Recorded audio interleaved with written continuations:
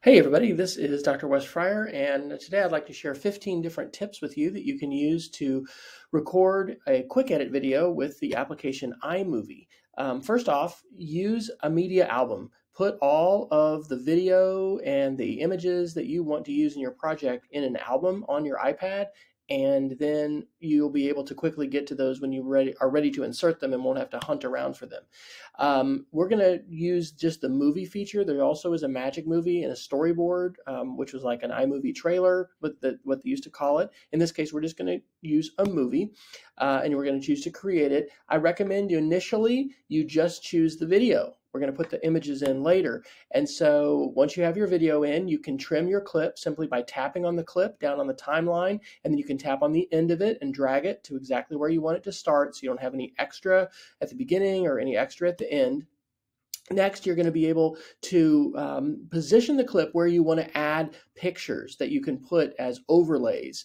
And notice that there's 3 different dots next to the add image. If you just tap the plus, it'll put it like in the middle. It won't overlay it. So tap those 3 dots, and then you're going to have these choices of cutaway, picture-in-picture, split screen, or green or blue screen. And I'm going to demonstrate those. So this is a cutaway. That's full screen. And so when you put that in, it gives you your image, as you can see there, as a layer on top. And your audio is still going, and the video is actually still playing. It's just behind, and that's called a cutaway. Now this is a split screen, and so this is going to allow you to have your video, in this case, on the left, and then I have a picture with my dogs on the right.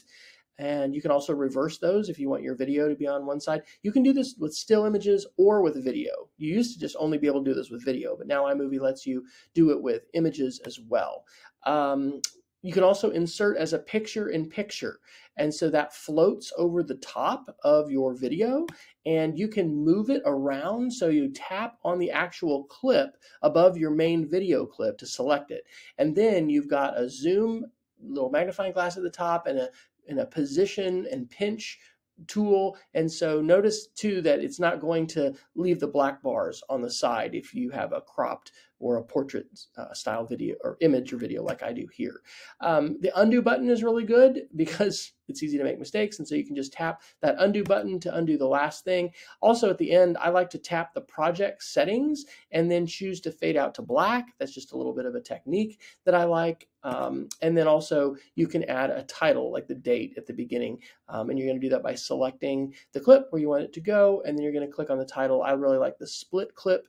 Once you put it on there, you can actually move it, so you don't have to leave it in the middle. In this case, I used the title style, but I moved it down into the bottom left corner. So when you're done, you can click back to seeing all your movies, and you can choose that preview button to take a look at it, make sure it's perfect or just like you want it. And then finally, the last choice is to choose export. You're going to save the video. That's going to go to your camera roll, and then you're ready to upload and share to Google Classroom or Seesaw or wherever you want to share that. Could be on YouTube as well. So if you want to get more information about quick edit videos like this, you can visit my website showwithmedia.com, and you can find the link for quick edit video where I've got more information like this. Thanks a lot for watching, and good luck creating your own quick edit videos.